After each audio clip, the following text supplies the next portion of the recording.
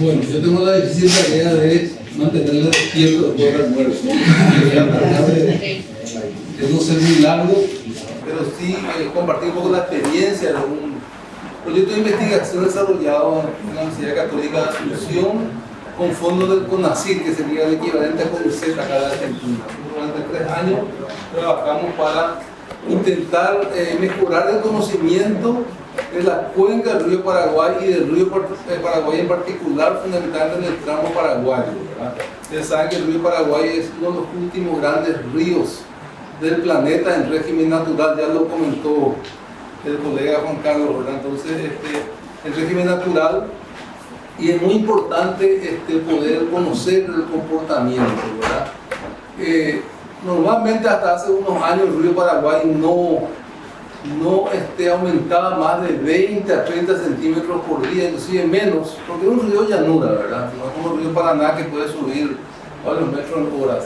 Sin embargo, en los últimos tiempos ya tuvimos eventos puntuales en Concepción, por ejemplo, que en un día subió más de 1 metro. Entonces, nosotros pensamos que está cambiando las condiciones del río y es muy importante entonces poder conocer. Entonces, básicamente este trabajo busca hacer una contribución entonces para mejorar el conocimiento del río Paraguay. Hay un equipo de investigación que lo trabajamos entonces ahí en la universidad. Y bueno, aquí tenemos las imágenes que todos conocen del río Paraguay. También trabajamos con información para poder tener la geomorfología del cauce y fundamentalmente trabajar con los datos disponibles, ¿verdad? Que son la hidrometría del río a través de las redes de estaciones milimétricas y fundamentalmente también estudiar la cuenca media del río Paraguay, que son los aportes laterales que ingresan al río Paraguay y que de acuerdo a conclusiones que hemos sacado, más del 25% del agua que corre por el río Paraguay es responsable de la cuenca media, desde el APA hasta un poco antes de Asunción. Esa es una zona muy importante donde hoy están ocurriendo eventos muy raros. Me encantaría que más pudiera mostrar ese análisis que hizo la semana pasada sobre el río Quidabán, que es un río que está por acá, que tuvo, digamos, una crecida histórica, ¿verdad? Prácticamente no se ha visto, hubo cortes de ruta. Justamente hoy me llamaron de una empresa reaseguradora que tiene los seguros de las rutas, entonces quieren saber qué tiempo de retorno tienen esas tormentas, ¿verdad? Entonces, bueno, estos datos deben pasar rápido. Los datos del río Paraguay, fíjense, de los 3 millones de kilómetros cuadrados de la cuenca del Plata, entonces, o 2,5 creo que era, ¿verdad? 1 millón de kilómetros cuadrados tiene el río Paraguay, es una cuenca transfronteriza y bueno, son 4 países que están envueltos. Sin embargo, no tenemos un comité de cuenca del río Paraguay, ¿verdad? Hasta hablamos de sí, cuenca del Plata, ¿verdad? A nivel macro, pero sería bueno tener realmente un organismo que pueda manejar, fundamentalmente por la cabecera que es el Pantanal y la parte final que es la contribución que llega al río Paraná, ¿verdad? Fíjense lo que pasó en el año 2020 con la bajante histórica del río Paraná. ¿Qué fue lo que le dio sustento y vida al río Paraná? De que el río Paraguay mantuvo un caudal de base muy importante que es alimentado justamente por todos sus aportes laterales. Bueno, entonces estos datos, como le digo, yo voy a compartir la presentación, así que voy a ir a mostrar un poco realmente ya los productos, que es la característica del dato. Ya otros expositores comentaron un poco. Fíjense que es lo importante, una inmensa llanura aluvial. Fíjense, el cero de la regla en Asunción está en la cota 54 sobre el nivel del mar. Quiere decir que hay prácticamente 50 metros nomás. ¿En cuántos kilómetros? ¿Verdad? Hasta Buenos Aires. Es un río de llanura prácticamente, con un comportamiento muy diferente al río Paraná. Bueno, entonces aquí están algunos datos también, entonces, que describen un poco la característica. Bueno, fíjense también aquí las funciones que cumple el río: el almacenamiento de agua en crecida, ¿verdad?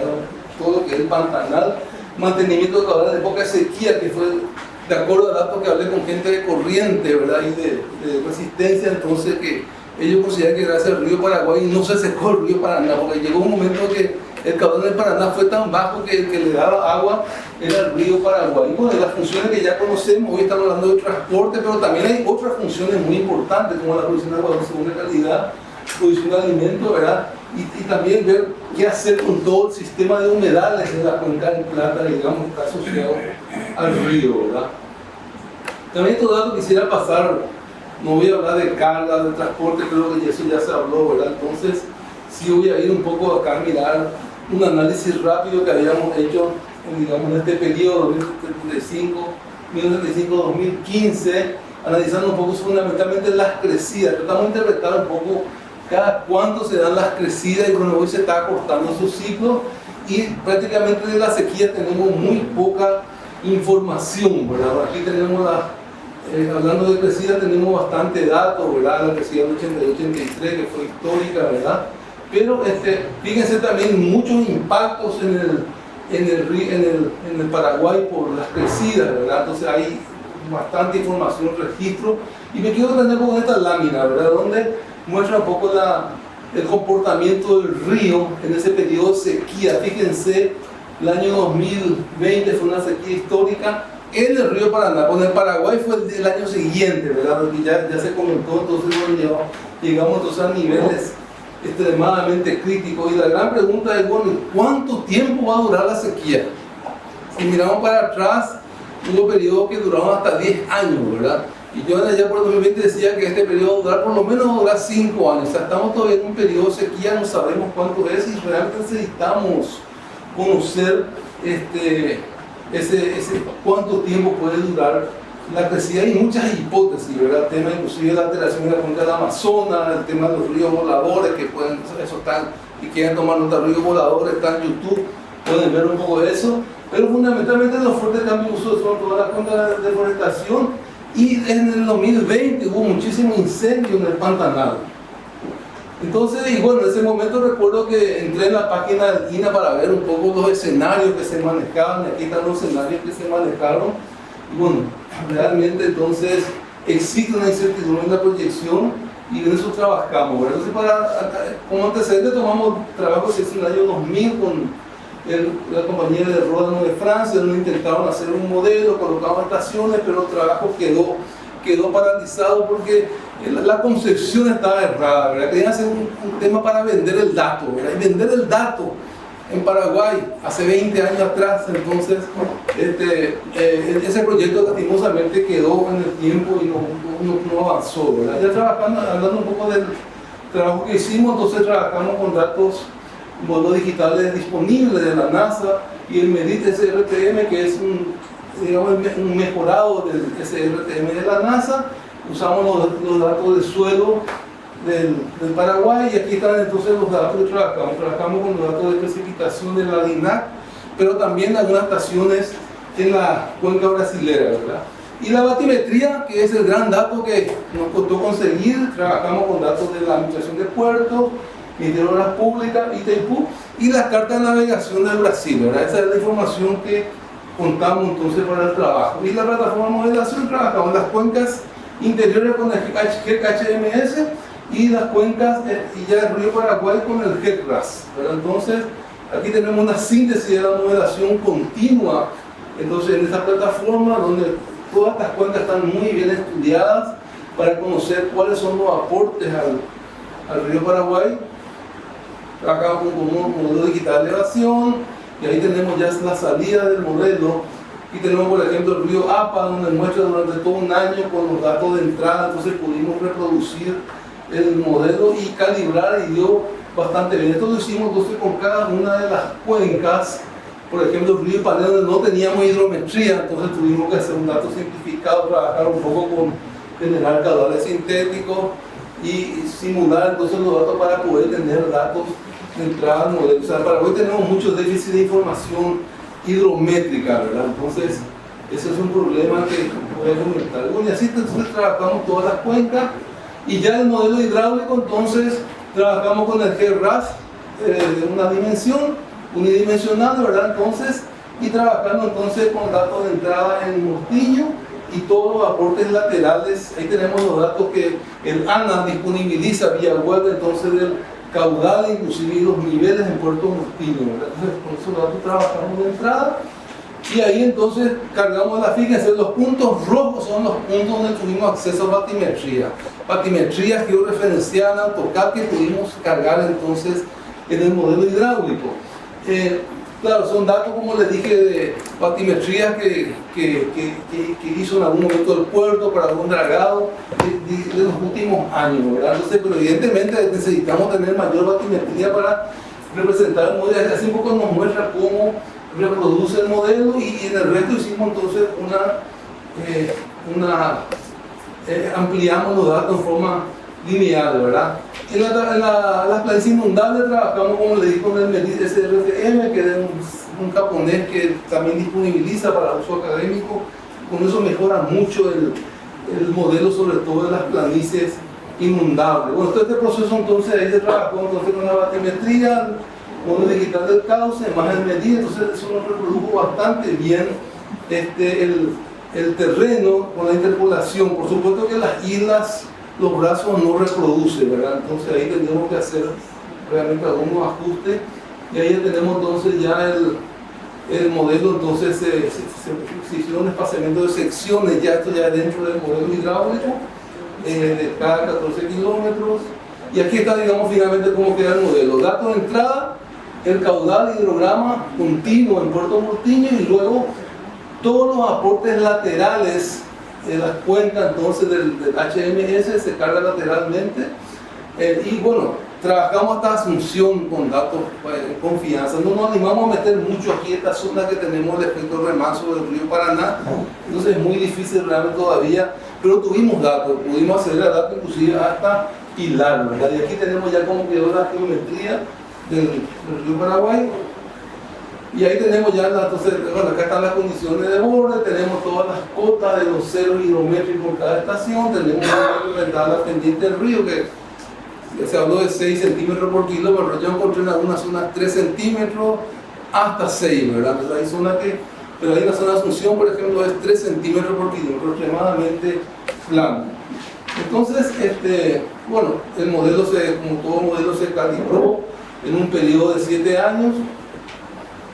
Entonces, y modificando un poco los factores de velocidad, y entonces tenemos resultado de la calibración, donde reproduce razonablemente bien los hidrogramas en estación Vallemí, Concepción, Rosario y Asunción. Fíjense que, bueno, de repente las puntas, los picos, es lo que nos todavía falta hacer un ajuste, pero consideramos que dio un buen resultado. Aquí tenemos otras estaciones, ya en la zona verde, fíjense que ya no es tan bueno el ajuste. Entonces, y por supuesto las limitaciones, ¿verdad? Como les dije, los puntos rojos son la batimetría, tendríamos que tener una batimetría completa, hacer algún ordenamiento LIDAR, en fin, ver un poco de qué manera. Y bueno, y finalmente, ya terminando el proyecto, hicimos un contacto con el Centro de Hidroinformática de Itaipú, que es un centro de categoría 2 de la UNESCO. Entonces ahí con colegas que estaban ahí se hizo un proyecto piloto experimental de automatizar esto, porque digamos el objetivo de este pronóstico es que esté instalado en el servicio meteorológico, en la dirección de meteorología, y que esté operando en forma continua. Necesitamos tener datos de 3 meses anteriores de precipitación, y entonces en este caso sí, ahí está, digamos, la página web, y bueno, se pudo entonces hacer poderlo operativo con un modelo semi-distribuido de la cuenca lateral, usando todo nuestro dato, y el modelo hidráulico. Entonces ya se tiene, digamos, en fase experimental un modelo donde se puede trabajando con datos de 3 meses antecedencia. Donde el tema son los datos meteorológicos, ¿verdad? Entonces ahí ellos usaron del centro europeo los datos, y eso tiene un costo, ¿verdad? Entonces, como fue un proyecto piloto, entonces aquí tenemos ya la reproducción, y aquí está todo el esquema simplificado de la automatización del modelo hidrológico y el modelo hidrodinámico. Entonces hicimos una experiencia piloto para demostrar que esto es posible, y bueno, evidentemente nos gustaría de la universidad no puede hacer trabajo operativo, ¿verdad? La universidad tiene que hacer investigación. Mucha gente confunde, quiere instalar equipos, hacer cosas operativas de la universidad, y eso es un error, ¿verdad? Tiene que haber institutos como el INA, donde hagan, digamos, servicio meteorológico en Paraguay, que es de meteorología y hidrología, y en la universidad, digamos, se hacen las investigaciones como esta. Bueno, aquí tenemos una reproducción un poco de los mapas de inundación que genera el modelo. Hubo 2 trabajos de tesis de grado, uno fue, digamos, de la cuenca del panel, y otro fue un modelo estocástico, o sea, trabajando con los mismos datos, ver un poco si trabajando con los datos estocásticos podemos tener algún tipo de de resultados, ¿verdad? Que hicimos también una campaña de medición de caudales con el puente Remanso al norte de Asunción, ajustamos la curva de altura caudal de Asunción y todo esto está en este portal web, está un resumen, pueden entrar aquí, está digamos en un portal web toda la información que se generó con el proyecto, ¿verdad? También y colocamos 2 estaciones automáticas porque teníamos unos recursos con así, pero después, ¿quién opera, quién mantiene el problema? Hay que hacer un convenio con la... Se colocaban en puerto privado, una billeta de Rosario, pero realmente teníamos que pasar todo el servicio meteorológico, ¿verdad? Pero fíjense, los equipos hoy son accesibles desde el punto de vista de costos, pero hay que ver muy bien el tema de la operación y mantenimiento de esto, ¿verdad? Esto está operativo, como está en Terpor y otro está en un puerto en Rosario, ¿verdad? Entonces los resultados, pensamos que se desarrolló muy bien la parte hidrológica y la parte hidráulica, y evidentemente hay, y también la experiencia que hicimos con Itaipú nos demuestra que es posible entonces automatizar este modelo, ¿verdad? Conclusiones, lo que puse en rojo, ¿verdad? Entonces el modelo, entonces, fíjense con lo que hizo Itaipú, acá están los datos que usaron del sistema europeo, entonces, y da un horizonte de pronóstico para nosotros hasta hoy, hasta 12 días lo que podemos, 12, 15 días lo máximo que podemos hacer un pronóstico responsable del río Paraguay en la zona del sector paraguayo, ¿verdad? Entonces, y bueno, lo ideal sería llegar a 60, 90 días, como alguien ya dijo esta mañana, ¿verdad? Pero de momento esto es lo que tenemos, ¿verdad? Bueno, hay debilidades, lecciones aprendidas, compromiso asumido, pero un poco para terminar, quiero comentar estas 4 cosas, ¿verdad? Entonces, pensamos que este proyecto es una contribución a mejorar el conocimiento del río Paraguay y sus cuencas, y sería bueno estudiarlo desde arriba, desde el Pantanal hasta Confluencia, ¿verdad? Implantar una plataforma de modelación tiene que estar operativo en el sector público, ¿verdad? No puede estar en la universidad eso. Y ampliar la red de monitoreo. Tenemos mucho déficit con las estaciones, ¿verdad? Hoy día tenemos muchas estaciones automáticas, pero esas estaciones automáticas hay que ver dónde va el dato, dónde se guarda, son metadatos, quién administra, cómo se accede. Entonces ese es todo un desafío que hoy tenemos con las estaciones automáticas. Antes teníamos solamente las convencionales, ¿verdad? Hoy tenemos automáticas, tenemos muchos datos con ellos. ¿Qué hacemos con ellos? Yo creo que es un desafío también para así saber un poco con esa generación de tantos datos de estación automática, ¿dónde va? ¿Dónde queda? ¿Verdad? Y por supuesto, las cuencas interiores también necesitamos mejorar el conocimiento, y bueno, hasta ahora entonces, repito, hasta 15 días lo que podemos, pienso, pero no sé si de repente más me puede ayudar a corregir si desde el servicio se puede ampliar más esto. Yo creo que de momento estamos ahí, ¿verdad? También contar con una antecedente de datos hidrometeorológicos. Bueno, el modelo para modelar, hoy necesito cargar los datos de 3 meses atrás en el modelo. Entonces esos datos, tenemos que tener datos continuos y seguramente de algún sistema global que tiene un costo, ¿verdad? Entonces eso solamente el Estado también lo puede hacer. Y tenemos que también ver, interpretar cómo impactan las lluvias locales en las cuencas. Tuvimos 2 eventos muy severos la semana pasada, la cuenca de Aquidabán y ahora hace unos días en la, digamos, la zona de Puerto Casado, que son eventos históricos que nunca ocurrieron, ¿verdad? Entonces, bueno, ¿cómo eso impacta? Digamos, tendríamos que mejorar también ese conocimiento. Y bueno, obviamente la necesidad de automatizar los sistemas de pronóstico, y el mayor desafío yo creo que es mejorar el conocimiento de la predicción de sequía hidrológica en los ríos, ¿verdad? Entonces yo creo que es uno de los mayores desafíos de CISA mismo, desde el punto de vista del programa, y evidentemente para el sector transporte es clave. Bueno, esto es lo que quería compartir con ustedes. Muchas gracias.